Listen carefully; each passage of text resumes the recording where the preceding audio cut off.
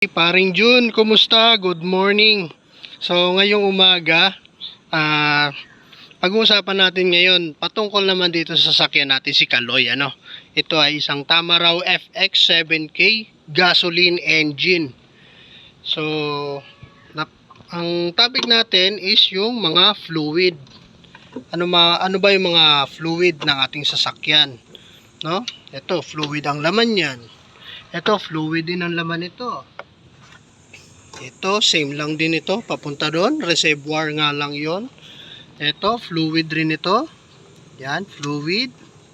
At ito ay same din, fluid din. Ang laman yan. Okay, so ano ba yung mga recommended at trusted mula noon hanggang sa ngayon na ikinakabit natin sa ating mga sasakyan, ano, sa mga makina ng ating sasakyan. Ayan, so ayun, back to topic tayo. Meron tayo ngayon dito, pre. Good morning. Ayan, meron tayo dito, pre. Pag-uusapan, ito ay Prestone, no? Ito ay isang trusted na, kilala na noon pa, na pinagkakatiwalaan ng mga driver sa ating mga minamahal na sasakyan, ano. Ito ay kabilang lamang sa mga fluid na ating inilalagay sa mga makina para ma-maintain yung maayos na kondisyon at yung safety ng ating sasakyan, ano, at syempre nung sakay na pamilya nito or pampasada man yung sasakyan. Okay, so yung brand na Prestone, ano, so ito pinopromote din natin kasi ito legit talaga ito at saka trusted na noon pa. So yung brand na Prestone, meron tayong Prestone na coolant. Ito ay isang concentrated ito na coolant. At meron din tayong Prestone na brake fluid, clutch fluid, ano, same lang din naman po yan sila. Same lang yun sila ng ginagamit. Ito yan. Ito naman, merong DOT3 at meron ding DOT4 na hati. Ito, DOT3. Yan. Meron ako isang klase nito. DOT4 yata yun. Okay, so DOT3 din pala ito. Ayan. For brake and clutch system. Ano? DOT3. Ito bago kasi ito nabili, galing Lazada. So, ayun, maliban doon sa usapang fluid, ano, meron pang nilalagay kasi 'di ba kanina tinuro ko yung radiator, radiator reservoir, no? Same lang naman yun sila. Yung reservoir doon tayo talaga nagsasalin ng ating mga fluid, or yung iba alternative na nilalagay nila is distilled water. Yung iba, tubig lang talaga. Pero, wag na natin, yung tubig lang. Mas mainam kung distilled water, okay. Pero, mas the best kung meron tayong coolant. Ano man ang brand na ginagamit. Pero, kung naka-coolant tayo, mas maganda po siya. Anti-rust, unang-una, anti-rust. At saka yung anti-boil. Yung boil is yung pagkulo ng tubig sa ating radiator, ano. At siya rin yung pinaka-responsable para maiwasan yung overheating ng ating mga makina, ng ating sasakyan. Kung kaya't napakalaking responsibility ng ating coolant, no, sa ating makina. Maliban sa anti-rust na siya para sa ating safety ng ating makina, anti-rust, or maiwasan yung kinakalawang yung loob ng makina, yung mga flow ng tubig niya, dinadaanan niya, bakal yun eh. Anti-rust siya, at saka yung boiling point nito mataas. Kasi gawa nga nung yung content ng fluid na to, ng Prestone coolant na ito, eto siya. Ayan. Prevent overheating and boil over. Prevent rust and corrosion. At saka yun, protects engine metals, ano. Yun yung mga benefits kapag gumagamit tayo ng Prestone long life coolant, no? Merong concentrated at meron din ready to use. Dalawang klase po 'yon, yung Prestone natin. Yung concentrated gaya nito, ayan, meron siyang label diyan. Ito yung proportion niya. Merong 50% coolant at yung 50% is distilled water. Yan. Ang boiling point niya 129 degrees. No, yun siya. Kapag ka naman 60% Prestone, 40% sa tubig, distilled water, mas mataas yung boiling point niya, 132 degrees Celsius.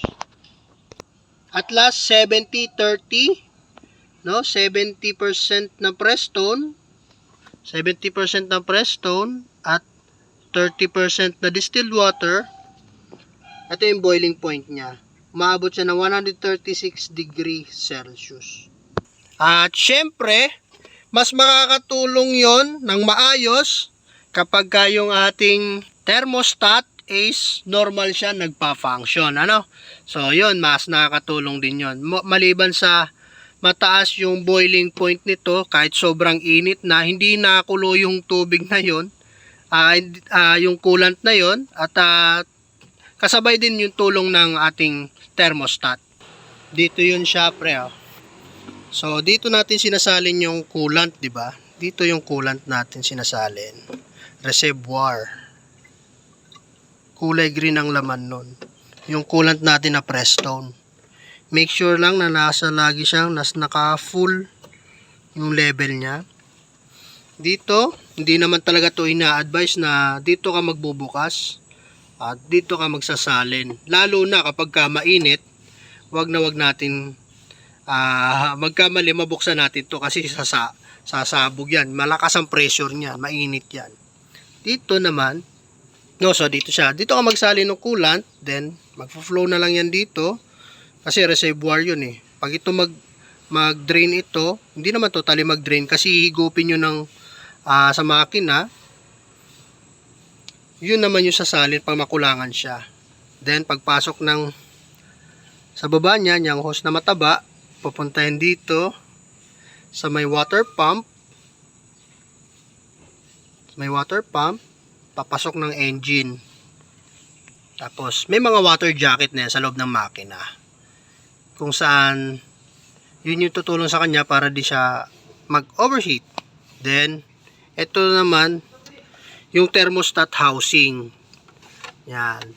Kasi kahit nakakulant tayo, kung hindi gumagana yung thermostat natin, i-stack up, possible mag-overheat pa rin siya. Kahit mataas na yung boiling point niya, 136 degrees Celsius, kahit napakataas na nun, possible mag-overheat siya. Pag hindi gumana yung ating thermostat.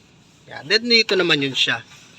Ito naman, meron din itong designated na degree Celsius, hindi ko lang tanda kung ilan, na kung saan pag ma-meets niya na yung degree Celsius na yon, mag-o-open na ito. Pag open nito, lalabas na yan dito, papunta ulit dito, then radiator yan eh.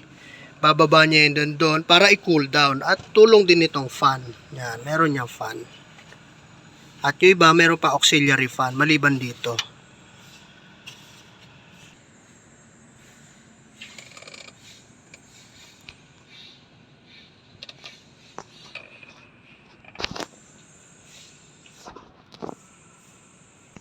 Okay, so tapos na tayo sa usaping coolant, ano?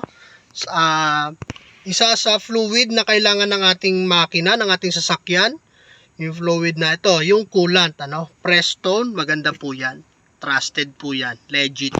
Okay, so tapos na natin yung counting ideya at usapin dito sa Prestone at saka sa makina, kung saan siya inilalagay, kung para saan siya, anong purpose niya. Isalin na natin. Yan. Lagay tayo ng kaunti. For demo lang naman ito, ano. At saka konting kwentuhan na rin.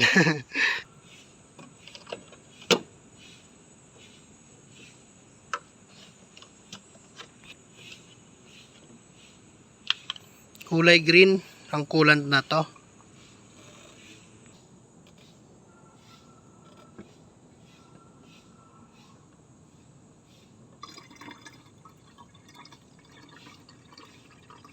yellow green na siya gawa ng nahaluan na to ng tubig eh.